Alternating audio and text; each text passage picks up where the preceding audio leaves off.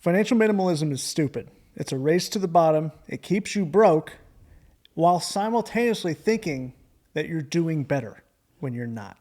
That's a hot take if I've ever heard one.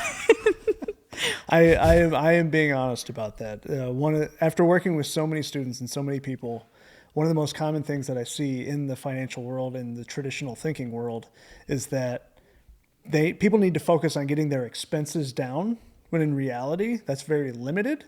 And what you should actually be doing is focusing on investing in yourself, creating new skills. That way you can create more.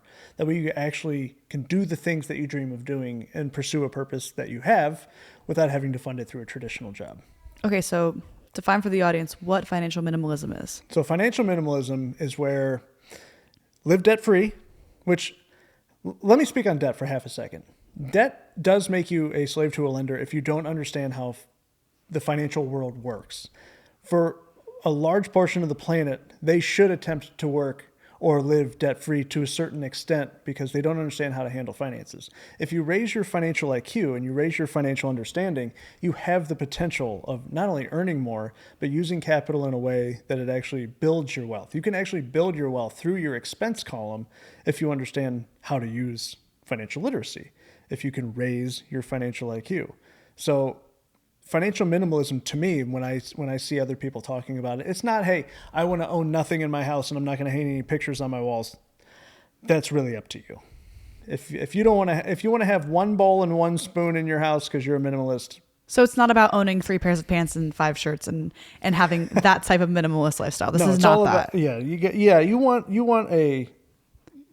a diverse wardrobe is what you need. Okay. You need Venom. You need Spider-Man. You know what I mean? Okay. You need Scrooge McDuck. No, it's not about how few things that you own. That's not what I'm talking about when I say financial minimalism. When I'm talking about financial minimalism, I'm speaking to the people who are scared to use money. They don't understand that money is actually useless until you use it. So you need to understand how to use it properly. We don't have a system in which real money exists.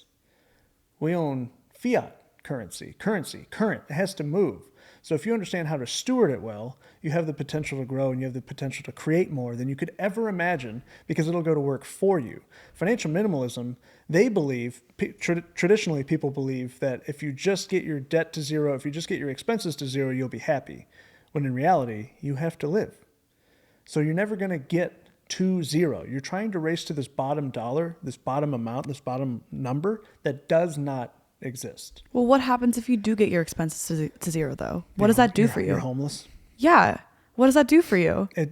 Well, that's the question that people don't ask themselves. That they don't understand that it actually doesn't do anything for them. They don't understand that they are actually the value. People believe and people act as if the dollar has a value. Money has no value. It's just an agreement. It's just an agreement that we've all made that it's okay to use this as a means of trade. They don't understand that they're the value. If you put a $100 bill on a table in front of us, assuming everybody's ethical, when we come back in a week from now, that $100 bill is still going to be sitting here. It won't move. It's not going to do something by itself. It doesn't have value. It's still, as long as it's on the table, it doesn't mean anything. It doesn't mean anything. Yeah. It needs to fly into action. Money is useless until you use it. So if you don't understand how to use money, that's where people get fearful. They try to squeeze onto the dollar and they try to hold on to it and they're like, I want to hoard it. When in reality, when you're hoarding something, it's losing its value. It's actually controlling you. So in financial minimalism, people believe that the dollar is above them. That's really what they're doing. Subconsciously, they don't understand that, but they're actually putting the dollar above themselves. And I can prove this mathematically. So let's just say you have $5,000 a month in expenses. What's the best that you can do? If you're a financial minimalist, you're scared of money, you're fearful of it, and you feel like it controls you, the best you can possibly do is get it to what? 0? Right? I mean, like theoretically. So 0. if your whole goal is to eliminate expenses, yeah, and you have $5,000 a month in expenses, the best you can do is get to $0. Knock off $5,000. Yeah. That's the best thing you can do. If you can understand that you are the true value, you become unlimited because you have the ability to invest in yourself, create new wealth, create new opportunities, create new skill sets that pay you 10 grand, 15 grand a month, 20 grand a month, $50,000 a month, $100,000 a month. Would you rather be the person that understands a high-level skill set that can pay you $15,000 to $20,000 a month, or would you rather focus on eliminating 5 grand? Oh, I'd much rather have the skill set because you can do that over and over and over and over and over again, and then the 5 grand becomes nothing. The 5 grand doesn't matter. Exactly. I'd rather have 50 grand a month that I just made, and then that 5 grand. What is that? What is that? You would be blown away by the number of people that believe that it makes more sense to focus on eliminating $1,000 a month. If I could just get my expenses down to $4,000 instead of $5,000, I will be happy when. I want to know where that came from because I know that we've both done this in our lifetimes. Like we were taught this. Everybody's taught this. They're taught that You're talking about the traditional. Yes, traditional. Yeah. You're taught to spend less money. Everybody's done that, and everybody at one point, before you learn the opposite, you're like, I need to maybe stop drinking a drink at Starbucks every day don't spend that money. Here we come with the Starbucks again. Don't spend that money. Let's avoid this $6 expense because it's how much is a Starbucks? It's like $6 to $7. It's like $6 to $8 depending on what you get. It is ridiculous. That is not good value. That is not good true value. But the $8 is. But if it brings you happiness. It's not going to move the needle. No. At the end of the day, that's what it's important to understand what moves the needle and what doesn't. Right. What actually makes a benefit in my life. But you understand why you're not spending it. It's not, I'm not going to, like if you say, okay, I'm going to stop spending $7, $8 at Starbucks a day. Why are you not spending it? Are you not spending it because you're trying to get your expenses down to zero? Or are you not spending it because you're going to put that money somewhere else? Because that money is going to go into something that has the possibility of creating new compounding for me. Right. Yeah, that's the difference between the two here. Yeah, understanding liabilities and assets. The other thing for financial minimalism, and what I'm not talking about, because I'm going to go into why it actually makes sense to spend more, which most people are like, what? They'd be like, what's your mortgage? Like, yep. Not only am I happy about it, it's financially smarter than having a cheaper mortgage. But we'll go over that in a few minutes here. So financial minimalism is based and rooted in fear. So that is why we are taught that originally, because you're not taught abundance typically. I'm not saying it never happens, but typically you're not taught abundance. You're not taught unless you're Wyatt and yeah. You just grow up in abundance. And you're like, this is how you think, and he just thinks that's how we think. Yes, unless you are brought up that way. Yeah. You're brought up in a different scenario where you're experiencing something different. But you're not going to find that in school. You're absolutely not going to find that in traditional schooling, typically. Yeah. I'm sure there are some wealthy areas that it is different, but I didn't grow up like that, so I don't. No, so I don't know. I grew up middle class, picket fence, 2.5 kids, and a dog. 2.5 kids? Yeah, that's the average. 2.5 kids. Oh, I thought you meant you had a half sibling. I was like, no. Okay. Okay. No, but the financial minimalism is built and rooted in fear.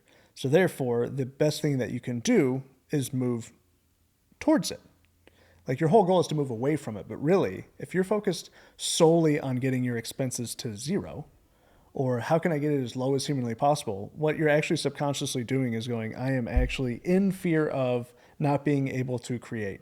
I am in fear of not being able to produce. I am in fear of insert comment of fear of action and money leaving me. That's I'm scared it's not going to come back. What if I spend it, it won't come back? What if it doesn't come back? Yeah. What a great question. What if it doesn't come back? That question right there should root you in, why did it come to me in the first place?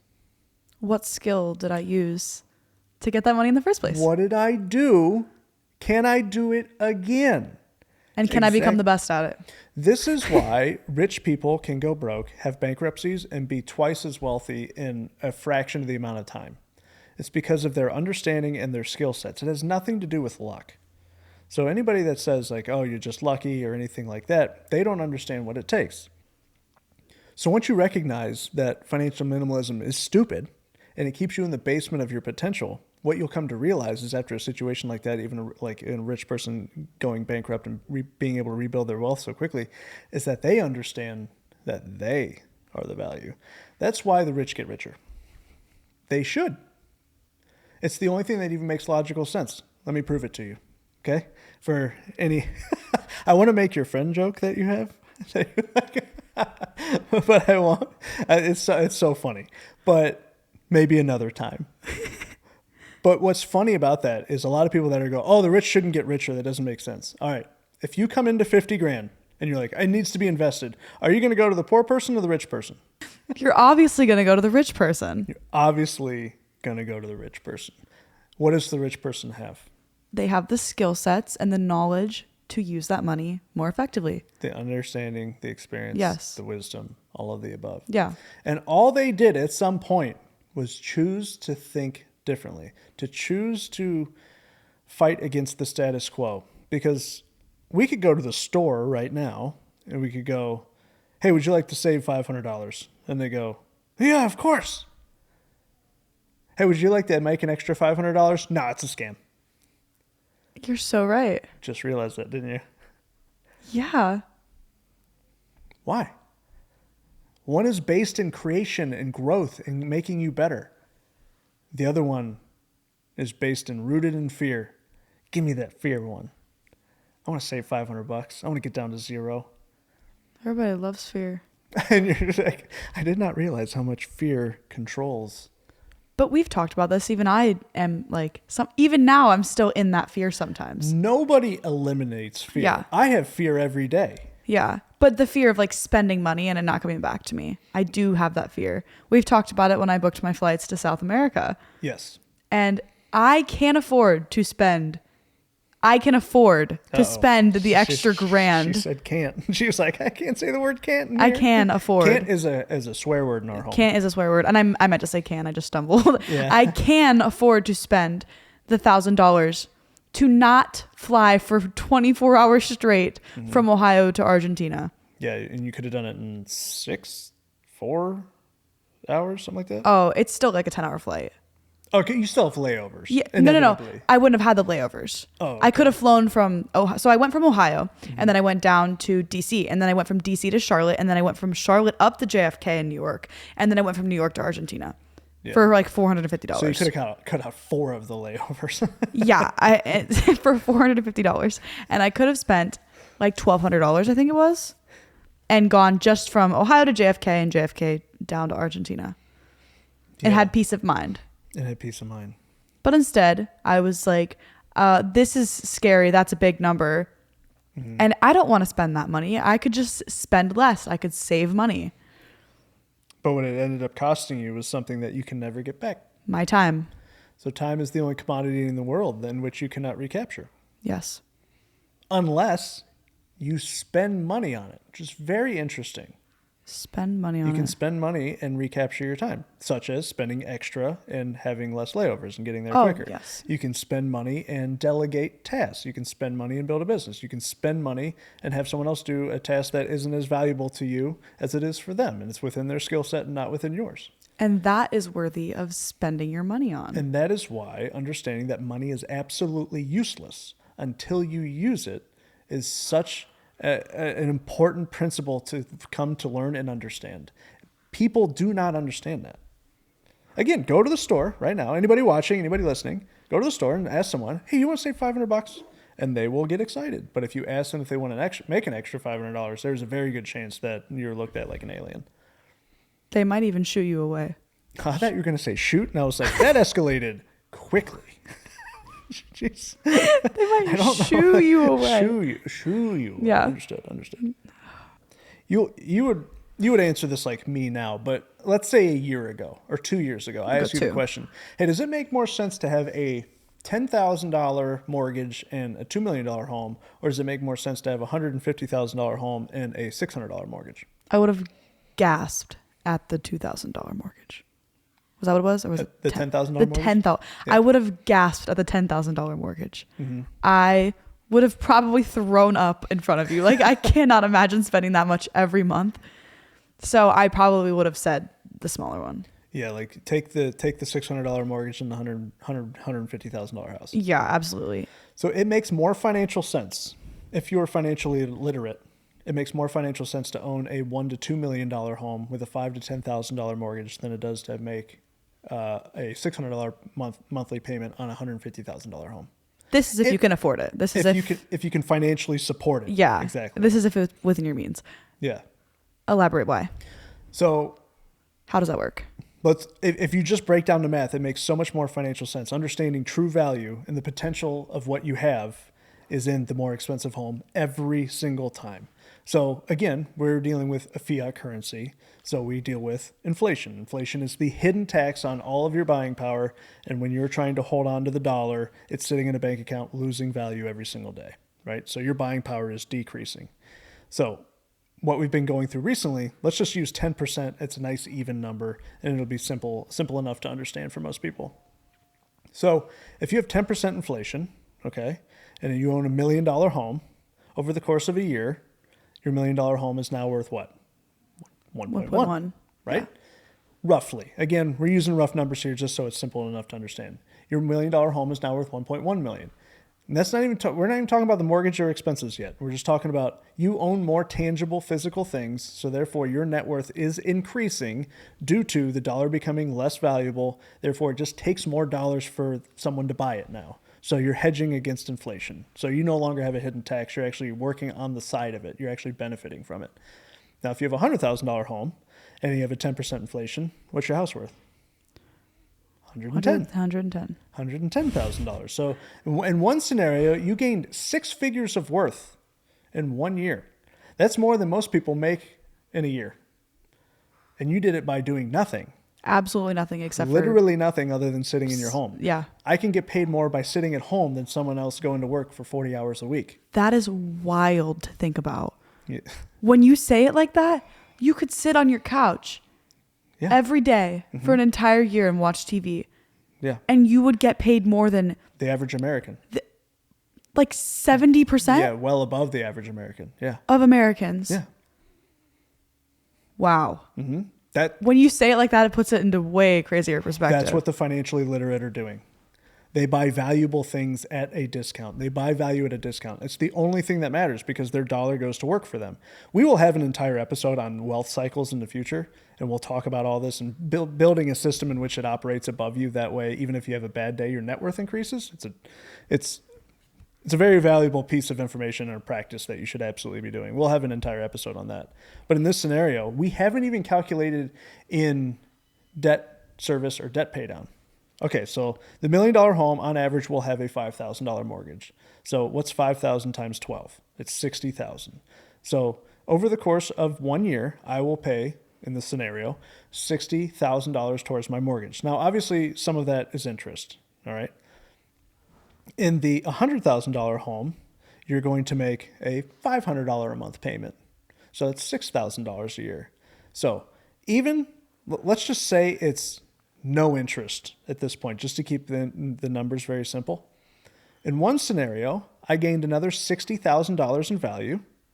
The other scenario, I gained $6,000 in value.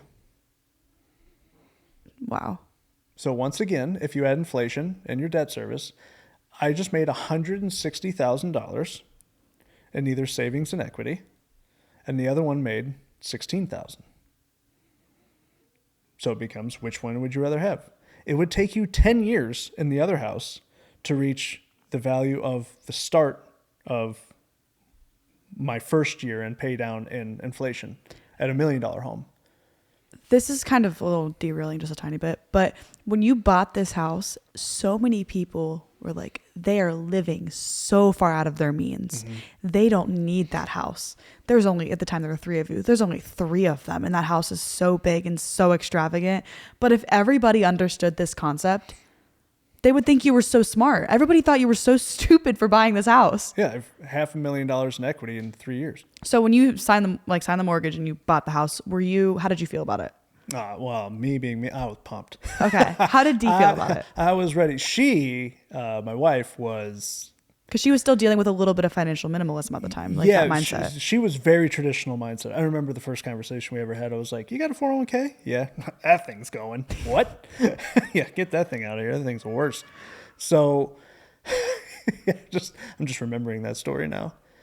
She was not as comfortable as me. It was very scary, but she also trusted and believed in what we were doing. And the skills that you had. Yeah. She was understanding of like where we had come from and what Now, she obviously also had an understanding of the numbers and, what we were making and what we had in savings and, what we were putting down, all of those factors that happen in a real life mortgage, a real life scenario of buying a home. But she had to work through that. I mean, you should have seen the first time she ever had to sign her name on a real estate document. And it was for a sale of a property. That way we could get paid. She read every word of every document. And everybody in the title company is sitting there like, this doesn't really happen. I'm like, you met my wife. I'm married to her. Yeah, so that's a great example. You're not going to be supported in this thinking in the beginning. You have to show people. I mean, even our own family. They're going to be the most difficult ones, typically. They were like, they wouldn't even come see the house. There were people who wouldn't come see your house. That is a real thing. That happened. Yeah. Mm-hmm. And now that you put it into perspective like this, at the time, I didn't even understand it. Yeah. I didn't understand money as well as I do now, or know half of the things that I know now. Mm-hmm. But when you say it like this, it makes so much more sense. Yeah. If you have the means to buy the house, you should absolutely do that. You should absolutely do so.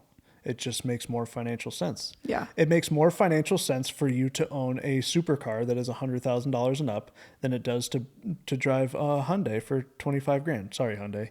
But financially, it makes more sense to buy the supercar because they don't have a bottom. They don't go to zero. You don't start over. You understand true value. It becomes a wealth transfer. If I can buy, personal example, the R8 that I had. So I bought that for $80,000 and I sold it for $110,000 after driving it for 2 years. Wow. So I got to drive an R8. You got to drive an R8 and have it in your driveway. And I got paid $30,000 to do it. And meanwhile, the Kia that we built this would be an interesting story. We actually bought the Kia for free. I'll go into how in a moment. But the Kia technically would have lost 12 to 14 grand. So would you rather lose 12 to 14 grand with a daily driver Kia, or would you rather drive a V10 supercar and make 30 grand over 2 years? A purple V10 supercar is what I'm taking. Yeah, it was purple. It's true. It was flip-flop paint. Yeah. Deep space. Okay, tell me about the Kia. Okay, so this is how we handled the Kia. So we needed, now in financial minimalism, in most people's thoughts, the financial situation that we were in, we weren't ready to spend money on a liability, because it is a liability until it does pay you back. The definition of an asset is something that puts money into your pocket either every month or has a plan for it to do so, and there's a specific strategy behind it. Okay? Up until that point that you extract from it, it is a liability. So we weren't prepared to spend a lot of money on a liability yet, but we were in a situation where, okay, money is useless until it's used. How can I make a car payment free? All right, so all I have to do is replace that monthly payment with an asset that pays me at least that much every single month. It can be dedicated to that expense. My expense, therefore, becomes free. My lifestyle doesn't have to change. I never have to worry about making that money. How can I do this? That way I don't have to trade my time for it now, too. Okay, I need something that's truly passive. It shows up every single month. So what we chose to do is what we did. Hey, go drive a car that you want. You want something stable. You want something with a great warranty. That way we're not worrying about it. And it's going to be reliable. And we're going to be in a situation where we can just focus on building for the next 5 years. We're going to be a one-car family at this point, and we're going to be focused on just building, so we don't want outside distractions. So she landed on a Kia. She bought a little Sportage. But she went and drove it first, and she figured out what she wanted. She tried out a few different things. And we said, okay, with zero money down, how much is this going to be every single month? Came to $429 or something like that, if I remember correctly. So before just pulling the trigger and going, we're going to spend the $429 a month, and then I'm going to try to replace it, we're going to replace it first. So we went out and got a house and resold it on owner finance. And when we did it, we set up the terms that way. It paid us $450 a month, so it covered the insurance on the car and the payment of the car. And then we set up the terms that way it would pay us for 7 years. She owned the car for 5 years. It was completely paid off. And then we still have the asset paying us every single month. So her car was free. You basically got paid to drive. We got paid. You got gas money from that. Not only were we paid to drive it, so she bought the car for $24,000 out the door. When she turned it back in with 100,000 miles on it, we got 12 grand back. So that's impressive. I didn't know that. Yeah. So we were paid multiple thousands of dollars for her to have her daily driver. And it had a warranty, it had no maintenance, and it had no above and beyond expenses because of the way it was set up, because we bought brand new and we had the plan in place, took the action up front. How do we replace this expense before it's even there? Let's set up a note. We got paid $450 every single month. It still pays us today, by the way. When you told me about that, when you first were buying the car, you tried to explain this to me and I didn't understand anything you were saying. I was like, I don't understand how this works. Hearing it now, I'm like, wow, that's genius. But I feel like so many people would hear a $420 a month car payment and they would like, absolutely not. They would shut the idea down. So the fact that you rewired your brain to be able to think of how can I just replace this? That's crazy. Before you have it too. This is how you create wealth through the expense column. So the example of the $1 million home, it is more expensive to pay $6,000 a month for a mortgage or $5,000 a month for a mortgage, whatever it ends up being, versus the $1,000 on the other house. But through the expense column, you end up adding dollars to your worth, to your assets, to your equity. So therefore it becomes more usable in your life. So to go back to understanding true value, this house that we're sitting in, it's not going to go to zero. Other houses can go to zero. Properties can go to zero. Cars can go to zero. If you buy something of true value, you're always going to be able to liquidate something out of it, even if you're in a poor position. So what ends up happening is that you build strength and confidence off of it. So that's why financial minimalism is the dumbest thing that is taught today. Again, this is not going back to, hey, I want to own one bowl and one spoon, whatever, that's up to you. But financial minimalism in its core is one of the dumbest things that you can focus on, because it puts a ceiling on your growth. It puts a ceiling on your potential. The most I can do is get rid of whatever expense I have. It also goes back to the last episode where we talked about elastic habits and how like it's such a negative mindset and you're punishing yourself. Yes. When you are practicing financial minimalism, every time you spend money on something that isn't necessary, that you don't deem necessary, you punish yourself. Yeah, You're kicking yourself every time you do something that you live, every time you spend the money. But if you don't spend the money, what's the point in having it? it's useless. It's so useless. I could have $100,000 in my savings account right now. What is that doing for me? Nothing. Past a certain point, you should have reserves. There's levels of comfortability. Like you have to be able to look intrinsically to yourself and go, I sleep better at night when I have X amount of dollars in my bank account. But if you have triple that. Hit that number. Yeah. And just make sure that finish line doesn't continue to move. Yeah. Hit that number and then invest the rest. Invest the rest. Use it. Grow the rest. Invest in yourself. Yes. That's what most people don't understand is typically they want to go, okay, I have $10,000. Where should I invest it? And absolutely nothing outside of you. You should invest 100% of that in your education and in your skill sets. You should go into debt investing in yourself. I actually believe that. If you just spent money on you, even if you don't know the purpose of it at that time, you are going to learn and grow from it so much that you will increase any potential for your earning in a compounding fashion that you can't even possibly understand right now. You should spend so much on your education and spend so much on investing in yourself that you will get to a point in your skill set that you can't spend it fast enough because you're earning so much so quickly. I feel like a lot of people who are even investors and people who are financially sound, the thought of when they think invest money in something, they're thinking real estate or put it in stocks or somewhere else. It's not often that you come across people who are like, invest in yourself endlessly. That's not the first thing that comes to mind. When you say invest, the first thing that comes to mind is not, I'm going to spend money on a course or invest in myself. Yeah. That's or a training or a mastermind or, you know what, I'm going to pay this person $10,000 to let me follow them around for a week because they've done something that I've dreamed of being able to do. That would be so much more valuable than taking any college course, any high school course, anything like that, because it's true experience. Like that's what you want to get around. You want to get around people who have done what you're looking to do. And what it'll do is it'll shave off 10 years of your learning curve. It'll save you hundreds of thousands of dollars and help you earn extra hundreds of thousands of dollars. Like your net growth is exponential. Meanwhile, the financial minimalist is like, save $5. Don't go get coffee. put it in my pocket. Put it in my pocket. Squeeze onto it. Don't spend it. Make sure it's useless. So the thing that you are scared most of, you are trying to save more of. And what are they going to do with it? You have more fear. Be more terrified of it. So if I were to give $10,000, no, just make it $100. If I were to give $100 to somebody who practices financial minimalism, they would hold it. Keep it. Now, if I give it to you, what would you do? I actually don't even know if they would take it. Really? Why would they? You know what they would do, actually? They would take it. But you know what they would do? They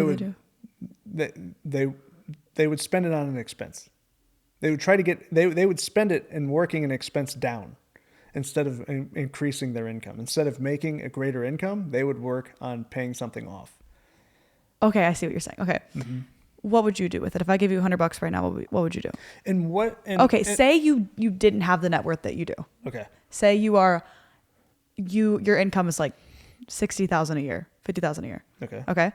And you are in those shoes, but you have the mindset that you have now, and you're like you've learned that mindset.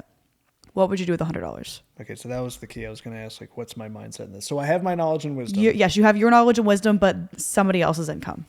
Okay, but I don't have the skill sets yet. No. Okay, the first thing I would do is I would take that $100 and find absolutely any way to put it into something that would gain a skill set for me. Okay. I would go to absolutely anybody and go, can I give you $100 for you to teach me something today? That's the absolute first thing I would do. I make phone calls today and go, teach me something. So you still invest in mentorship? I've called you and done that before. Hey, can you teach me something? Yeah, he actually has, which is wild to me. He calls me sometimes, like every once in a while I'll get a call from you that's like, can you teach me how to do this with a camera or something? Mm-hmm. And I'm like, you want my help? Yeah, absolutely. You can learn from anybody in any facet of life. This is a great story. I learned a wonderful lesson from a heroin addict one time. Continue. No, he looked me in the face one day. He is sober now, which is amazing. But he looked me in the face one day, and this goes back to our discussions on perspective as well, and how your problems aren't real. So he looked me in the face one day. I had said something about finances or an investment or something, like just being human, going like I wasn't happy with the way something was going because it hadn't grown the way that I expected it to. And he said, well, the Bible says to give you your daily bread, not your monthly bread. Because he was existing day to day. Give me my daily bread. And that one hit me. I was like, oh, I was so far ahead of myself that I had forgotten to be in the moment today. And realized that I had enough for today. And I had another chance tomorrow. Wow. So you can learn from anybody in any facet of life at any time. There's always something that can be learned. Absolutely. That's why it's so important. So in you teaching me something about cameras, in the example that you used, I raised my skill set to a point where I could earn a little bit more. If I know how to set up a camera 10 minutes quicker, over the course of doing it 100 times, how much time do I save? Hours and hours and hours and hours.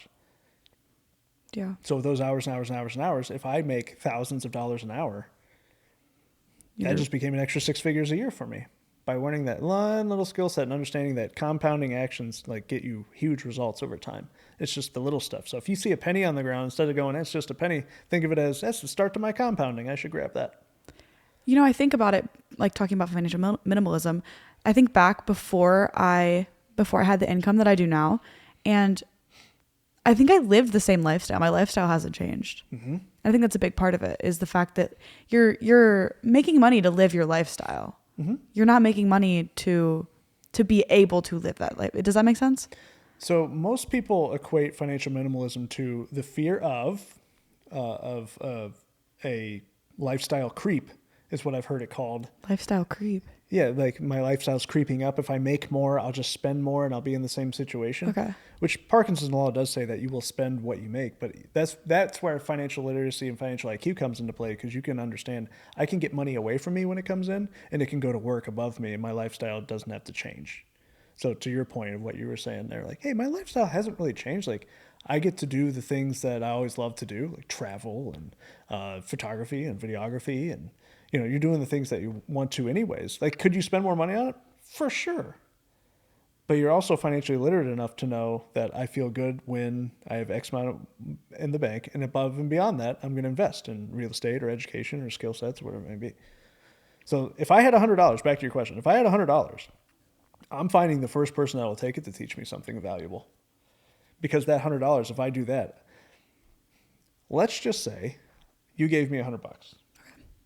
I would turn around and give it back to you and be like, teach me photography. And the first thing I would do is I would book 5 photography sets. I don't even have to be good at it. And the first 3, maybe I take 50% off. And the last 2, I charge a normal amount, whatever the normal amount is. That $100 just became $1,000. Wow. And then I would take that $1,000 and I would immediately give it to the next person and go, teach me something valuable. And I would take that and I would be like, oh, so you teach a course and you teach people how to do X, Y, Z. You teach people how to do what? Okay. Can I teach people how to do that? Does it make sense? Does this fit my life? Okay, I don't have to teach that, but what am I good at? So I'll take that $1,000, I give it to them. They teach me how to teach something, and I go, and I'm going to go teach what I'm really good at. Now my $1,000 just became $10,000. I'll find 10 people to learn from me.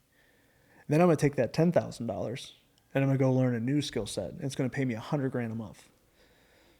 Wow. You can be rich in 6 months. And now you know that, but you didn't know that when you first started. That's my whole point. Yeah. That's why we're here. Yes. You That's asked me yeah. hey, do I keep my wisdom? Do I keep my knowledge, my understanding, my trust in myself and financial IQ? You can be rich in 6 months. Yeah, because we've talked about if you lost the entire company right now, all of your portfolio, all of your houses. If I lost everything, every bit of real estate, I lost my books, all of I you, lost every my education penny. income. If I lost every penny, you would be able to recreate what you did from the bottom up. the first thing I would do is I would call a friend, somebody that I trust, and go, I need someone in your network that's willing to pay $50,000 for me to mentor them one-on-one. Wow. And I would create $50,000 in the course of a week. Somebody would find somebody, and I would start that process. And then I would have a $50,000 nut to go off of. And then I would go, okay, can I do that 6 more times? See, but your answer's changed. Mm-hmm. Because that's crazy. Because it used to be, if I lost everything right now, I would be able to build my portfolio. Yeah, So I would wholesale. I would go wholesale a house. And what I'm not saying that isn't a viable option, but Yeah. where my skill sets, knowledge, understanding, wisdom, and experience are at now, I could create 50 to 100 grand quicker by sharing my experiences. That just wasn't the answer that I expected. And teaching someone else to do that within a couple weeks versus me going out and doing that in a couple weeks. So now, instead of me wholesaling a house and it taking 30 days or 45 days to get that money in the door, maybe it's, your average wholesale deal is like 10 to 12 grand. Let's just say it's a really good one and it's 20. How can I make 60 in half the amount of time? I'm just going to ask myself a great question, and I'll teach 3 people how to do it. So you understand that you're the value, not the money. I am the value. The money's not the value. So your fear of not having money is gone because you know that you can just remake it. No, I'll just remake it. So do you remember? Re-earn it. I don't make it. I re-earn it. Re-earn it, yes. Yeah. Do you remember a specific experience moment that in your life where you were like, oh my goodness, I don't fear not having money anymore? Is there a specific, when it switched over? Yes. I'm just thinking, I know one of D's would have been getting this house. Yeah, that was a real moment. My first fancy car. Okay. first higher end car. But you know what? It wasn't even an expense moment though. It was probably the first time there was a switch in your mind. So people talk about different income levels, right? So it's actually factually proven that anything above $70,000, $80,000 a year doesn't create any more happiness, because typically the average person at 70, 80 grand is taken care of, their needs are taken care of. But there's different levels in which things flip and change. Those levels in my experience are the 70 to 80, that first one, very factual, it seems factual. 150, things change. 250, things change. But when you get over $500,000 a year, that's really the shift. When you get over $500,000 a year, things are different. And the first time that I consistently got to $25,000 and $30,000 a month personally, not like a company, me personally, and it was just consistent, super consistent over and over and over and over again, that's when I recognized this is the accumulation. This is the result and the accumulation of the actions I've taken up to this point. If I didn't take those actions, I wouldn't be at the result that I am today. So I'm recognizing that I am the worth. So I don't have one singular specific moment. It's to me, that's kind of asking, hey, when did you fall in love? Well, it's accumulation of like constant trust building and constant consistent action. So that's how it's similar. It's similar to me because finance to me is very much so a relationship. If you treat it well, it'll come back. And if you don't treat it well, it should leave. Have you ever had a really needy friend? Yeah. Did you ever want to spend time with that person? No. Why would money want to spend time with you if you're needy? That's so true. Money has a mind of its own. Money, it's a relationship. Yeah. Just like food is a relationship, and people who are overweight struggle with the food relationship, how they view food, how they interact with it, how they treat it. Money's the same way. If you are needy for money, it won't be around. If you strangle money, that friend's probably not going to come back. So roll back to, you mentioned you just grazed over Parkinson's law. Can you explain that again? The Parkinson's law states that you will spend what you make. Okay, so how does that relate to this? So most people, they try to save after they spend, when in reality they should save and then spend after what's left after saving. So most people, they don't understand the principle of getting money away from them, how you pay yourself first. So there's 4 financial principles in life that will create financial freedom for you. There's principle 1, and it's in this order. Principle 1 is pay yourself first, excuse me. Principle number 2 is getting debt on a plan. Principle number 3 is understanding true value, which is some of the things we've talked about today. And principle 4, which you don't have to worry about right now, is teach someone else what you have learned. And the reason for that is it continues your growth, because if you're teaching someone else what you're doing and they get to a certain point and you've stopped growing, they're going to know. And that doesn't feel good. So teaching someone else what you know keeps the movement going forward. It keeps you consistent. Okay, so that's why it's those 4 financial principles. How would you recommend somebody beat Parkinson's law?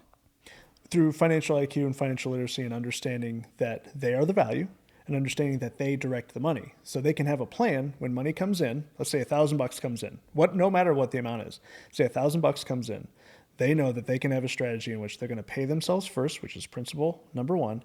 And I do that by getting money away from me. It doesn't go in my normal checking account because then it'll disappear. I have to get it into a different account that I don't have immediate access to on my app that I can just transfer and rob from myself. It has to go into this account, and no matter what, that 10% stays there until it grows large enough that I'm past my reserve threshold where I feel good and I can sleep at night, and then the rest is going to be invested, and then it's going to go to work for me, and then it becomes self-fulfilling. That wheel speeds up. And pretty soon that flywheel is going so fast that you are making more than what you can logically spend. Okay.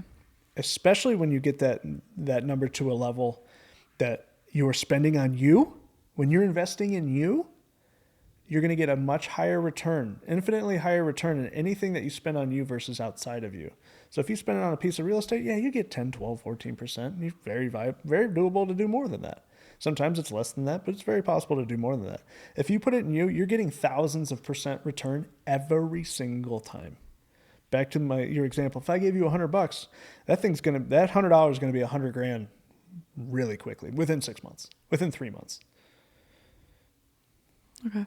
And you're going to end up sitting in a property like this versus something that I'm just trying to make a payment on and keep things safe. There is no safe. The only safe is you. A lot of people try to stay in a job that they call it job security. There's no such thing as job security. Okay, this is kind of an interesting question that I just thought of. Okay. If you were to recommend to people 1 to 3 just books that taught you this, what would you recommend? Like, if you read anything that really changed this mindset for you, that gave you this? The Psychology of Money is really good. Profit First is very good. Oh man, there's so many good financial books. There's so many good ones. Those are a couple hit home. A very common one is Rich Dad Poor Dad. Man, I'm trying to think. That's an investment. That's an investment. Buying a book. Oh, that's a really small, attainable investment that anybody can watch and can do. Without question. Now I wish we were in the library and I could just turn around. You just turn around and grab one and show. Look at them. That's why I'm asking, because I'm thinking about actionable steps that people who are watching this can take, no matter what their income is. Yeah, Think and Grow Rich is very good. I love people that. This is a total sidebar out of nowhere, but I love people that are like, yeah, but the author died poor when he was old. That's not the point. Like Think and Grow Rich is very good. Man, there's so many good finance books. I bet I've read 100 financial books. And when it comes down to it, it comes back to the core principles that you're the value and that skill sets is what matters. In all of them. Why I like Psychology of Money so much is because it explains why the people around you are making the decisions that they are, and no one's making a decision. It really, what it teaches is perspective. Like, why would someone buy a lottery ticket? It's the worst investment in the world. To you and me, it's the worst investment in the world. To somebody who's never had an opportunity to make any more, they look at that as the way out. So if that's my bet and the way out, I'm making that bet. You already feel different about people buying lottery tickets. So I think that one's really good. There's a lot of good ones. So in the description down below, we'll put a list of my 10 favorite that you can go grab. That's a really easy, actionable step that you could take in an investment in yourself. Yeah. I feel like a lot of people my age, I don't feel like I know, a lot of the people that are around me and that I spend my time with my age live paycheck to paycheck. They actively participate in financial minimalism because that's just how they were brought up. What would you say to do to get out of this cycle? So it's important to recognize that there's no shame in being in financial minimalism right now because it's what you were taught. Yeah. Right. And being 20, unlearning that at 20, it's a really young age to unlearn that. Very. Yeah. Very. So you should be giving yourself a lot of credit for recognizing that you want to think differently, because most people never even realize it, let alone at the age of 20. So in that case, the first thing you have to do is recognize that, one, you're okay, and two, you can make a change. So you're in control of it. You're understanding that you are the value. But the absolute number one thing that you have to do is focus on, and this just solidifies the point that financial minimalism is stupid. To escape the paycheck to paycheck life, the first thing that you have to do is recognize that you have to build skill sets to increase your income. Your wealth creator is your income, not your minimalism of an expense. So the people that you think about that come to mind, like super ultra wealthy, you know what their expenses aren't? Less than ours. Not remotely close. Billionaires have billions of dollars in expenses. And they have no fear of spending money. Right. And if they do have fear of it, they just recognize that they can overcome it. But typically at that point, they're not going to be fearful of spending money. They understand that money is going out to be used to create value, and the value will return an exponential dollar. So an understanding that that is a cycle is wildly important. It's potentially the most important thing in your understanding of financial IQ and raising your financial literacy to a point that you can escape a paycheck to paycheck life. So you have to understand that focusing on your income, and the only thing that creates your income is your skill sets. Perfect. So in the example of this episode, talking about if you gave me $100, what would I do? Go find that $100 person. Go find that $1,000 person. Go find that $10,000 person. Whatever you got in the account right now that you can part with and still survive, use it. Go buy a book. You have $20. Go buy a book. That's why my book is priced at $20. My whole thinking when I was writing the books was, I want to be able to touch everybody. That way they have the opportunity to step up to the next level. So if you got $20, I know you can buy a book. So the book's priced at $15 to $20. And if you got $1,000, guess what? You can buy a course, and then you can interact with us directly, and I can help you that way. And if you got $10,000, if you got $20,000, like there's opportunities there to be at a more intimate level, like one-on-one, or like you can hop on coaching calls. Like you can invest that, and it comes back into you, and you will hold on to that forever. When you invest in yourself, you build a skill set that can pay you forever. How many things outside of you have that capability? Not money. Definitely not money. You can invest in the S&P 500, the top 500 companies, right? You can invest in any one of those companies individually, and there's a very good chance in 20 years they're not even there. So that's not forever. That's sometimes not even 10 years. Sometimes it's not 5 years. Sometimes not even 3 years. So putting it outside of you is far more risk than putting the investment in you. So if you're living paycheck to paycheck right now, if we're talking directly to the people that you're around or that are living like that want to escape that, they have to understand investing in themselves, creating a new skill set, and focusing on income is the only thing that will get them out of it. Perfect. Perfect. Awesome. the absolute only it's the only way out. There's no other way out. There's no way out through a trap door in the floor. I feel like people my age who are living in that mindset and live paycheck to paycheck, they see me spend money on the things that I do, and they're like, "What are you doing? Why would you spend money?" It's always the question, why would you spend money? It doesn't even matter at this point what it is. If I say I spent $5,000 today, yeah, why would you spend money? Yeah. Yeah. Perfect example is your cameras here. My gear. We've got, I don't know, 10 grand in cameras sitting here. I always joke my camera bag, when it's got everything in it, is like $10,000 to $15,000. Yeah, you got a $15,000 bag that you're walking around with. The financial minimalist goes, I would never spend $15,000 on that. And you could probably get one cheaper. And that equipment has made you $150,000. Yeah. So that equipment is a 15 grand, has a 10x return. Paired with the knowledge. Yes. The only way that you had the capability of doing it was to spend on it. Yep. So that's absolutely what you have to do.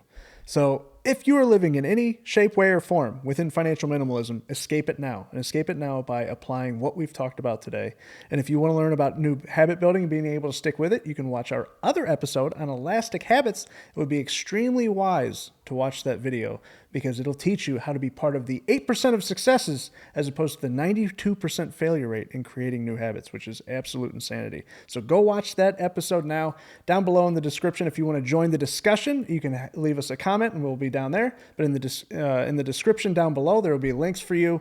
You can join our newsletter if you want a course, anything like that. But most importantly, the best thing that you can possibly do right now is go watch that video on elastic habits because we want you to build new habits. That way you can actually be successful and reach the goals that you've set for yourself. So that's our whole entire purpose in having this podcast with you guys today. Perfect. Perfect. Awesome. Perfect again.